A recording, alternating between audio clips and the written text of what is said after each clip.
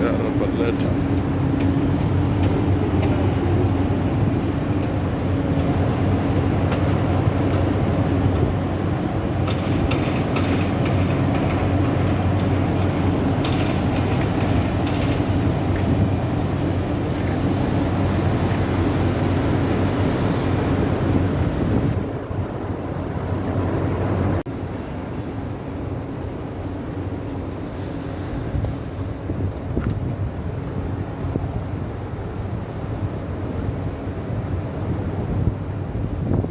Now we are right here at the port of Mombasa. We are in Kilindini.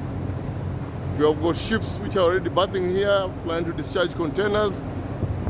Others are discharging bulk cargo. You can see from behind me there is a bagging plant at the quayside. Grain, rice, sugar in bags, and also the other loose cargo, non-containerized cargo comes along these berths.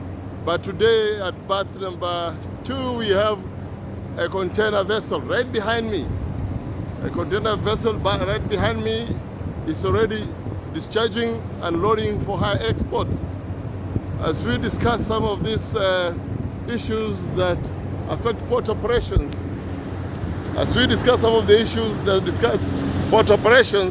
then you will get a clear view from my videos, from a clear view of what really is going on. Yeah, you'll be able to understand clearly that right here behind me there's a shed. You can call it warehouse if you want. And next to the shed there is the vessel. Where I'm standing is what we call the quay apron. The quay apron is that distance from the ship to the sheds where cargo is stored in transit. So right here we are on the ground. Tuko kwa ground rasmi. Ukiangalia kule nyuma kuna meli na kule inangoja kule. It's at the anchorage. She's waiting to berth. Probably she's doing fumigation of her cargo. Labda amebeba mahindi, labda amebeba mali ambayo lazima zifanyiwe fumigation, zipate clearance ya KRA ili ziweze kubaliwa sasa kufunga na kuanza kuteremsha mali ambayo iko kwenye hizo meli. Kwa hivyo this is just a short preview. This is just a glimpse of what the port is really all about. Ladies and gentlemen, we have just come from a brief tour of the port. I just wanted to show you a glimpse of what goes on down there. Also, we should be able to understand clearly when we talk about cargo coming in by vessels and also moving along the supply chain through warehousing, through the transport systems, both rail and road, including pipeline, up to the hinterland, local and transit destinations. If you are a visitor in this channel for the first time, kindly subscribe, click on the notification bell, share and like this video so that every time we roll out a new podcast, you should be able to get notification and get it real time. Now, in our last video, we did talk about the battle over control of South Sudan cargo. And as this battle rages on, fiercely raging, already dragged through the corridors of the judicial system, one significant player in the entire SGR quagmire, and seems to be not even involving himself. And yes, he will be the fall guy when the entire SGR deal goes down. I'm talking about the lead agent in the implementation of the SGR train from 2018. 3 government agencies were tasked to create an implementation team to operate the initial trains from the port of Mombasa to Nairobi. And these trains were ending up at the KPA ICD. But later on, a new player came on board, the Nairobi Freight Terminal, which is also linked to the standard gauge railway. This now brings to the question that why is KPA not getting involved entirely in the whole mess that is the competition over the control of South Sudan cargo? Last time I had opined on this platform that KPA should play as a common user facility. KPA should be neutral because it's a public service and therefore common user. All services must be given equal to all the players in the industry using the port of Mombasa. But many people don't know that in the Chinese loan deal, KPA was placed by the government as a collateral. This put KPA in a very, very precarious situation. And I've never seen such a contract in my life. In all my working life, I've never seen such a contract where the government takes a loan from the Chinese government to build a railway system, and instead of putting the Kenya Railways facilities as collateral, they went and paid Kenya Ports Authority facilities as collateral. Of course, we do understand Kenya Ports Authority has got multi-billion facilities. But why KPA should be made a collateral on this loan arrangement with the Chinese government? But that is another story for another day. KPA, being the lead agent, controls all the freight charges that is paid on cargo going through the standard gauge railway. What I mean is that if you decide to move your cargo from the port by rail, then KPA system would generate what we call a pickup order. The pickup order would indicate the mode of transport for which you want to take delivery of your cargo. The moment you put rail, automatically it raises what we call the freight charge. Now, this freight charge is paid to KPA on behalf of Kenya Railways. And from this account is where the repayment of the Chinese loan is made from. And because KPA is the lead agent and controls the freight charges of the SGR, it means that KPA has been given the mandate to ensure that the standard gauge railway can move as many trains as possible in terms of volumes, in terms of tonnage, in terms of TEUs, to enable the government realize enough money to repay this hefty standard gauge railway loan from the Chinese government. So now, as the battle rages over the control of South Sudan cargo, we bring in the role that KPA plays, because 50% of that cargo was moving by standard gauge railway to Nairobi NFT, and 50% was being cleared from the port to another CFS in Mombasa.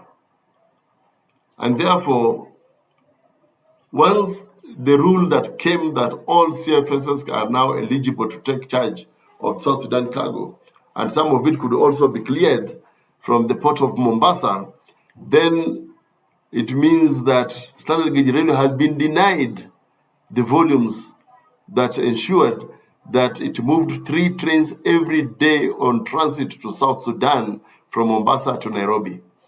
This was a major revenue for Kenya Railways, It was a major revenue for the freight charge that KPA raises, and it also was going a long way in the repayment of the SGR Chinese loan. Now, as this war rages on for the control, it is apparent clearly that should the players who are moving these volumes by rail, standard gauge railway, loses in this battle, then KPA, in effect, loses in the revenue collection that has been running on the account of the standard gauge railway. And therein lies the danger of defaulting on the repayment of the Chinese loan. So it is quite clear that Kenya Ports Authority must first safeguard the government policies, must safeguard its position in the entire Chinese deal, so as to ensure that it does not put itself in a situation that its role as a security of the loan or as a default by the government of Kenya affect Kenya Ports Authority and therefore government facilities at the port. Remember the port of Sri Lanka, which was taken over by the Chinese when the Sri Lankan government failed to meet its obligations, repayment or servicing of the loans, the Chinese loan. They took over the port of Sri Lanka. Now, should this happen to the port of Mombasa, then you can see the situation where it's the way it's heading. And therefore, it's important that as much as it's a free market economy, like I said in my last video, willing buyer, willing seller, as much as it is free of entry and free of exit, as much as it is the principles of supply and demand, the issue of the loan and its collateral and its repayment by the Kenya government and Kenya Ports Authority must take the front position so as to safeguard whatever government interest has and also help it repay the loans that it owes the Chinese government on the standard gauge railway. The CFS are competing previously on control of this cargo. Remember very well, there were two protagonists and they were sharing it at 50-50. Now that other players have been brought on board through the government directive that cargo must be cleared and willing buyer, willing seller, then even the two protagonists are losing out. And therefore, they're not taking it lying down. They have now gone to court. It's a battle that is shaping up to be battle royale. Battle royale that is going to drag so many people with it. The power men, the power barons, the people who control the industry captains will be all drawn because South Sudan cargo is an ever-increasing volume and is very lucrative. It is worth billions and billions of Kenyan shillings. And therefore, controls of this is what makes the whole equation, the whole mix, to be at a level that the government should now come in as a regulator and see where its interests lies in as far as the Chinese loan is concerned on SGR, and also clearly define how this cargo can be shared. Because it is true that SGR cannot take all that cargo passing through the port of Mombasa. The SGR does not have the capacity. So much of that cargo can still move to the other CFSs and keep the standard gauge railway alive and moving. Like I've said previously, It is cost effective to move bulk cargo through the standard gauge railway as opposed to any other mode of transport due to the comparative advantage in the cost of moving 1 ton per kilometer. Again, the environmental factor comes into play. The carbon emissions coming from road transport systems and the carbon emissions coming from the standard gauge railway or railway system is more environmental friendly when we move most of our cargo by rail, and it gives us the advantage of management of our environmental ecosystem than putting most of our break bulk cargo on road and therefore putting the road management system increase the accidents, road damage, and carnage, and therefore the cost of maintenance of the road by the government will be too hefty. So it's only common sense that these matters are put on the table with a central player as the government to regulate and ensure that the railway system, the standard gauge railway, is supplied in sufficient volumes for it to be able to repay the Chinese loan and also get KPA out of the situation where its collateral might put it in a precarious situation as far as its multi-billion facilities are concerned. So, like I said in the beginning, if you are first time in this channel, kindly subscribe, give this video a like, share, or click on the notification bell so that we get noticed every time we roll out a new video. Thank you.